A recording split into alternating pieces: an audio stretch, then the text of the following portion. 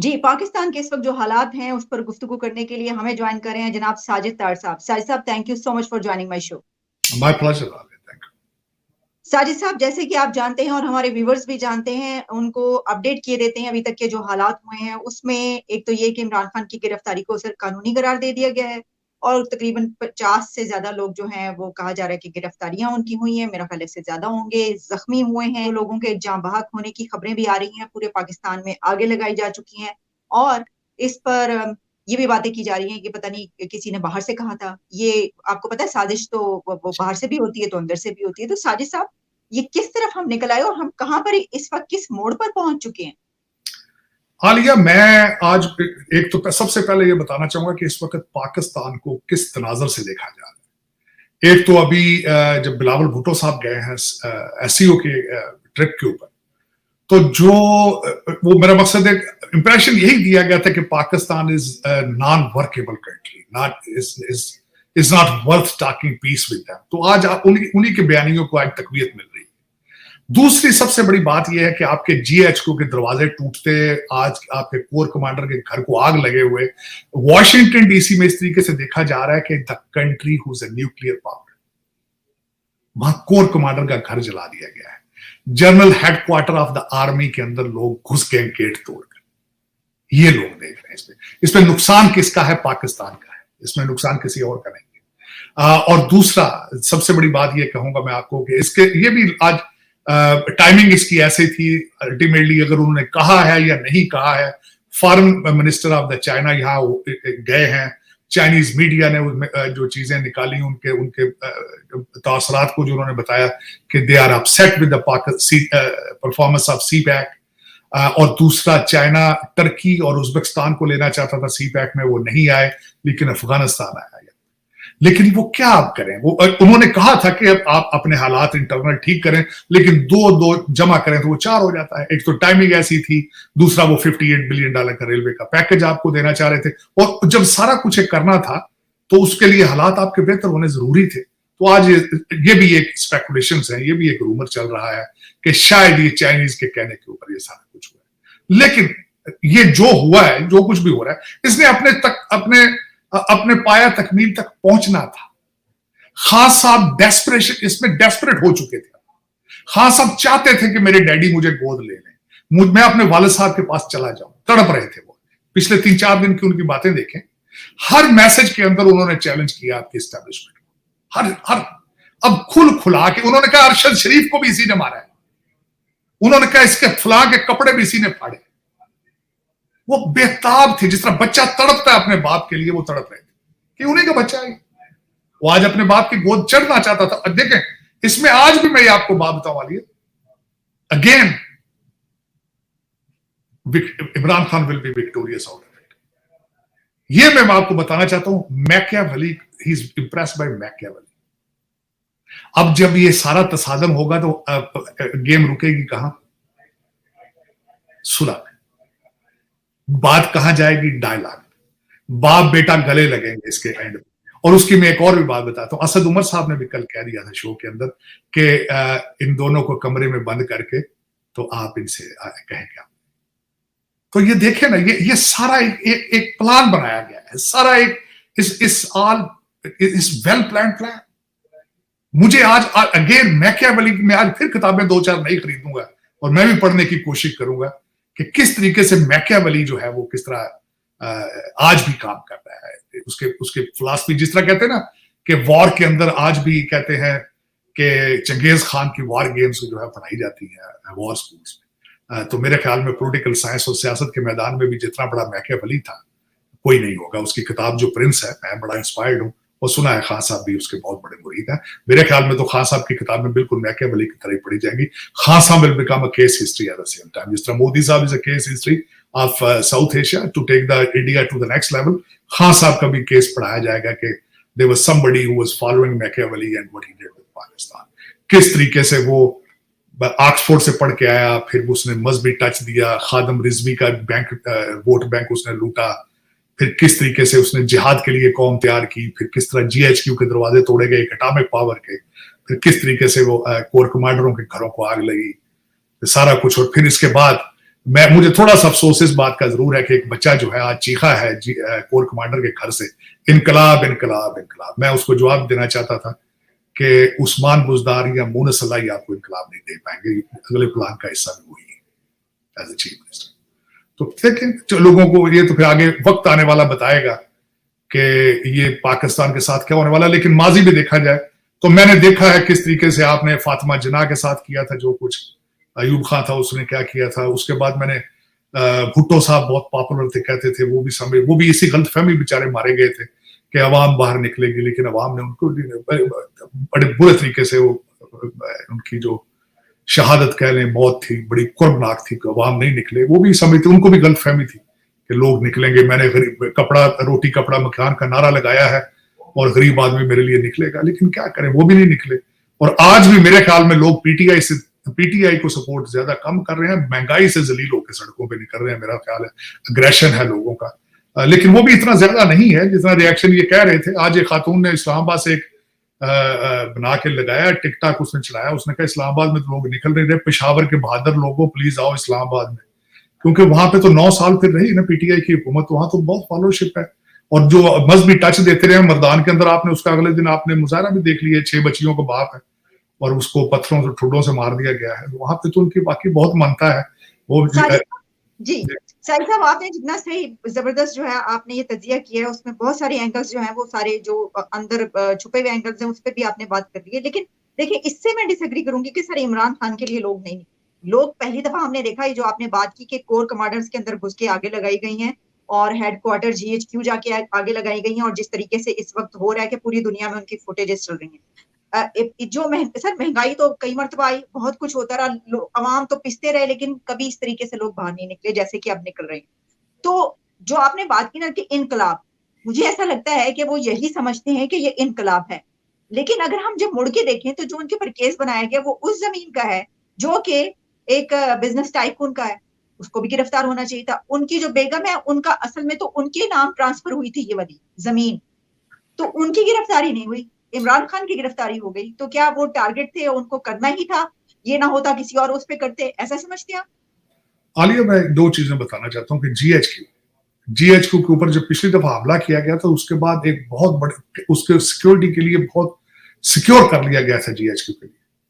आज जो फुटेज चल रही है उसके अंदर मुझे एक भी सिपाही उसकी प्रोटेक्शन करता नजर नहीं आया। क्या वजह? कोर कमांडर जो कि कैंट के अंदर, लाहौर के अंदर सबसे सिक्योर बिल्डिंग है, आपका क्या ख्याल है? 50, 100, 150, 200 बंदा माँ भी गया है, 3rd टियर के लोग बगैर लीडरशिप के वो गए तो अंदर घुस के उन्होंने आग लगा दी। आपको नजर नहीं आता? वहां आपको कोई नजर आया सिपाही उसको प्रोटेक्ट करता? क्यों? ये एक सवाल है, ये सवाल है। आप क्या समझती हैं कि ये दिस वाज सो इजी? आपका क्या ख्याल है रेंजर्स ने ऑपरेशन करने से पहले आपके इदारों ने अपनी मीटिंग्स नहीं की होगी? सारा कुछ किया होगा। मेरे ख्याल में दूसरी साइड के ऊपर ये भी एक प्लान का हिस्सा है कि लेट देम डू इट। और वजह उसमें मैं बताना चाहूंगा, ये जो लोग आप कहते हैं ना बाहर निकले हैं, बाहर नहीं, लेकिन ये भी मैं बताना चाहूंगा उतने नहीं निकले जितने निकलने ये एक्सपेक्ट कर रहे थे मेरी कैलकुलेशन के हिसाब से भी। मैं आपको बताता हूं कि मैं इस वक्त 4 न्यूज आउटलेट्स को मुसलसल वॉच कर रहा हूं, not only Pakistan is international, कि इस वक्त आपके मुख्तलिफ शहरों के अंदर क्या क्या ऑब्जर्व किया जा रहा है। इस वक्त वाशिंगटन DC के अंदर रूमर्स क्या है, हम वाचिंग इट। लेकिन उसमें मैं ये बताना चाहूंगा कि अगर मेरे ख्याल में इदारे चाहते तो GHQ के आसपास चिड़िया नहीं फड़क सकती थी, लेकिन ये ऑप्टिक्स जो है क्रिएट किया गया, ये सारा this is part of the plan. लेकिन ये कि दुख है, जो मुझे दुख है वो होगा, उनका प्लान होगा लाजमी, अल्टीमेटली उनके अपने ऑब्जेक्टिव्स होंगे, वो अचीव करेंगे। मेरा दुख इसलिए है कि मेरी मादरे मिलत को आज वाशिंगटन DC किस तरह असेस कर रहा है।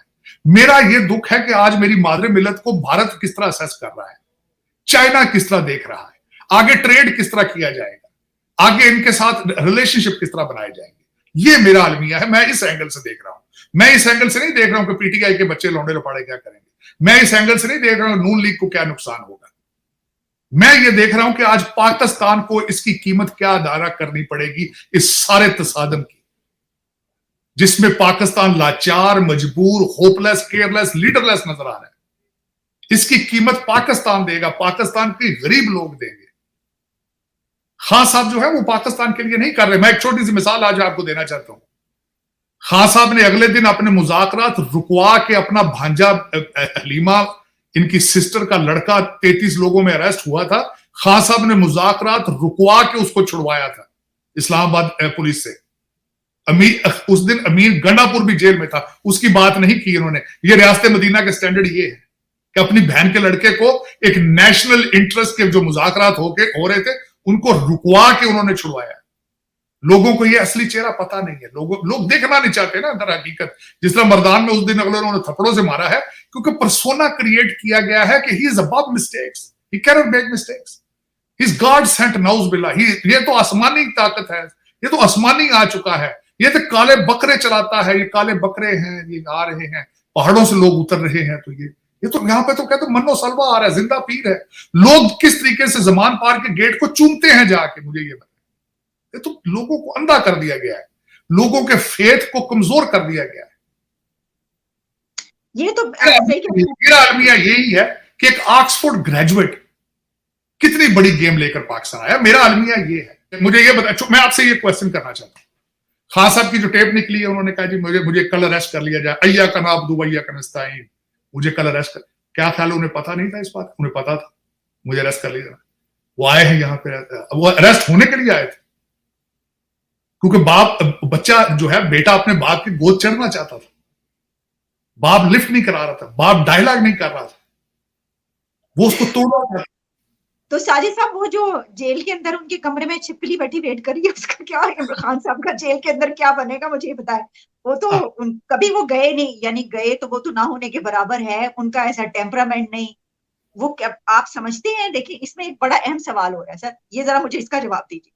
शाहिद साहब, एक तो आपने ये कहा, ये तो मैं एग्री करती हूँ कि इमरान खान जिस तरह ऑक्सफोर्ड का पढ़ा लिखा एक बंदा, जिसने इतना पूरी जिंदगी अपनी कैंपेन चला के उसने कहा ये, लेकिन उन्होंने जो एक मजहबी टूल को इस्तेमाल किया और बहुत सारी चीजें, उनका कोई बड़ा मकसद लगता ही नहीं है, बहुत ही छोटी सियासत पे वो आगे जो उन्होंने की है, तो मैं भी जानती हूँ पाकिस्तान के लिए कुछ कोई मानी नहीं रखता, कोई फायदा नहीं इसका। लेकिन क्या जेल जाने के बाद ये जो बात कही जा रही है कि इमरान खान एक बड़ा लीडर बन के निकलेगा या फिर खत्म हो जाए?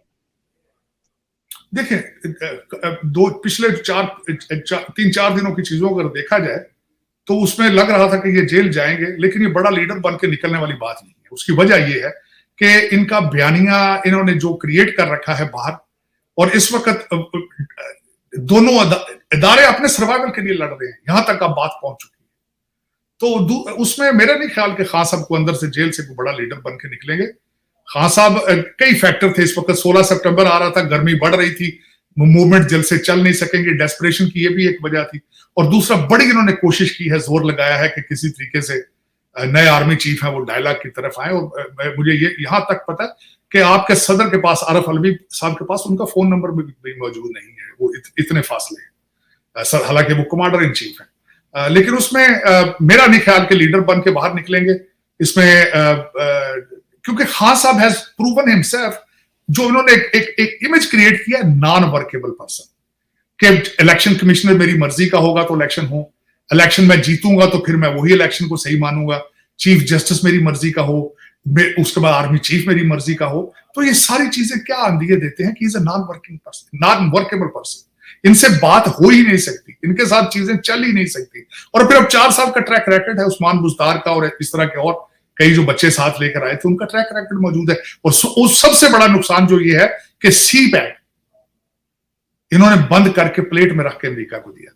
इन्होंने बिल्कुल, इनके दौर में इन्होंने जिस तरह कसम खाकर आए थे कि सी पैक को बंद करना है, जो मैं समझता हूं, हालांकि मैं अमेरिकन हूं, मैं समझता हूं कि पाकिस्तान की तरक्की का एक सीक्रेट था उसके अंदर सी पैक में, इन्होंने बंद करके दिया। उसका हर प्रोजेक्ट जो है नुकसानदेह है।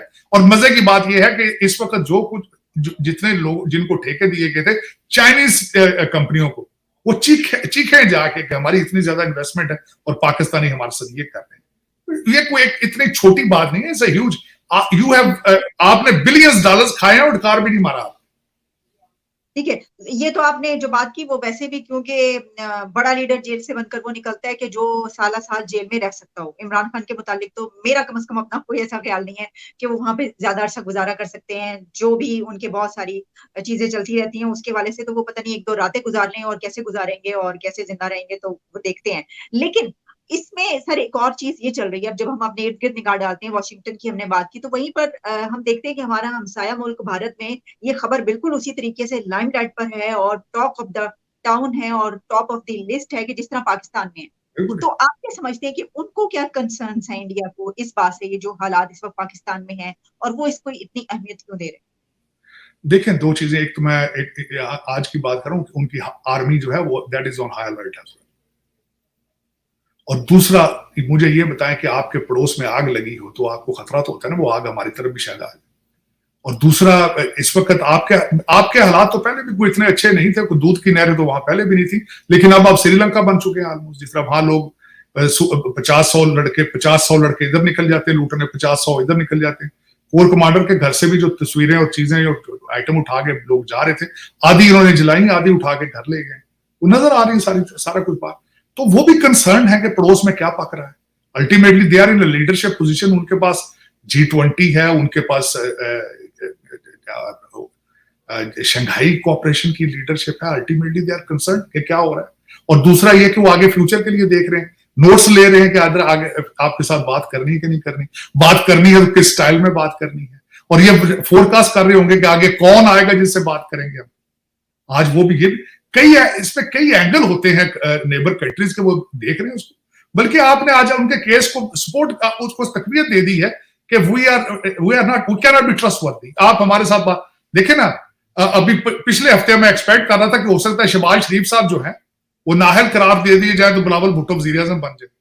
और आज मेरी आज की खबर है, सुना कई नवाज नून लीग के मिनिस्टर जो है उन्होंने पैकिंग शुरू कर दी। तो ये अब तो घंटों के हिसाब से चल रही है ना चीजें, घंटों के हिसाब से। यहां तो मेरा मकसद इस वक्त दो ही ऑप्शन है आपके पास, इमरजेंसी और मार्शल लॉ। तीसरा तो ऑप्शन ही टेबल पर नहीं, तीसरा ऑप्शन ही कोई नहीं। तो जो हमारा हमसाया मुल्क है उसके इंटरेस्ट में जो है वो ये है कि जमहूरियत रहे, या कोई मार्शल लॉ ना आ जाए, या कोई ऐसी सिचुएशन आ जाए कि हमारी तरफ चढ़ाई कर दें, कुछ ऐसा ना हो। जाहिर है देखें, हमसाया मुल्क का कंसर्न ये होना चाहिए कि यहाँ पे लॉ एंड ऑर्डर के हालात ठीक हो, चाहे कोई भी लेकर है। उनका कंसर्न नहीं है, उन्हें पता है कि आपके हाइब्रिड सिस्टम है, आपकी जमहूरियत भी मार्शल लॉ की तरह की है। आपके देखे ना, किसी भी इनके पास तो पावर तो होती नहीं है। अदालतें आपकी सारी वो कहते हैं कंप्रोमाइज है सारी। उन्हें पता, एक एक चीज का उन्हें पता है कि पाकिस्तान के अंदर क्या हो रहा है। हाँ, उनका कंसर्न यही होना चाहिए, और मेरा ख्याल उनका कंसर्न भी यही है कि लॉ एंड ऑर्डर चलता रहे हमारे साथ। मेरे कोई यहां से कोई चीज उठ के हमारी तरफ ना आए। कंसर्न उनका यही है कि कश्मीर के जब भी हालात खराब होते हैं आप कश्मीर की तरफ चल पड़ते हैं। उनका कंसर्न तो यही होगा ना कि ये, और कश्मीर में इस वक्त बहुत ज्यादा इन्वेस्टमेंट है, यूएई भी कर रहा है, वो भी कर रहे हैं, ट्रेनें भी बन रही हैं, इंफ्रास्ट्रक्चर भी बन रहा है। तो ultimately they must be concern कि अब इसमें जो दहशतगर्दी या ट्रबल मेकर्स होंगे उनकी तवज्जो बॉर्डर कमजोर होंगे, आपकी रेट गवर्नमेंट की कमजोर होगी तो बॉर्डरों का कंट्रोल कम हो जाएगा। आर्मी की तवज्जो अगर इनसाइड होगी तो बॉर्डरों का लोग फायदा उठाएंगे, चाहे उससे दहशतगर्दी जाए चाहे ड्रग्स जाए। लेकिन उनके लिए it must be a huge concern कि what is happening in Pakistan. आखिरी सर कमेंट चाहूंगी आपसे कि क्या मार्शल लॉ या इमरजेंसी लगते हुए देख रहे हो?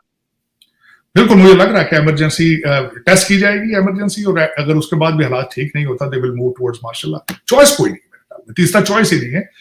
Enough is enough. आपके जिस तरीके से हर अदारा कंप्रोमाइज्ड है, हर अदारे के अंदर लोग डिवाइडेड हैं, हर लोग, और दूसरा सियासी नहीं है ये आपके अंदर। ये इसको मैं सियासत नहीं कहूंगा, इसको मैं जमहूरियत भी नहीं कहूंगा। ये कोई नई चीज है जो इस वक्त कॉम्बिनेशन ऑफ मजहबी टच, कॉम्बिनेशन ऑफ लालच, ग्रीड, डुअल सिटीजन लोग सारा चला रहे हैं, सारा लूट मार, रिश्वत, करप्शन, ये combination of so many things का। मैं इसको ये नहीं कहूंगा कि सियासी जद्दोजहद है, ये हकीकी आजादी है, ये जमहूरियत के लिए कुर्बानियां हैं। ये लूट मार का एक है। जिस तरह मैं आपको कहता हूँ कि सिस्टम क्रिएट हो चुका है, साले बेनोई की गेम है। साला अगर वजीर है तो बेनोई जो है वो एस्टेब्लिशमेंट का हिस्सा है या जुडिशरी का हिस्सा है। एक इस तरह का क्लैन आपने बना लिया है, बड़े अरसे से एक अलायंस बन चुका है जिसका टोटल ऑब्जेक्टिव ये है कि करप्शन है, लूटा जाए किसी तरीके से। अब उसका एंड अब किस तरह होता है ये अब वक्त ही बताएगा। मैं बल्कि इस वक्त सबसे ज्यादा मैं समझता हूँ कि मेरी एक्सपेक्टेशन यही है कि आने वाला सिस्टम जो है वो हर चीज का स्टार्ट अकाउंटेबिलिटी से करे।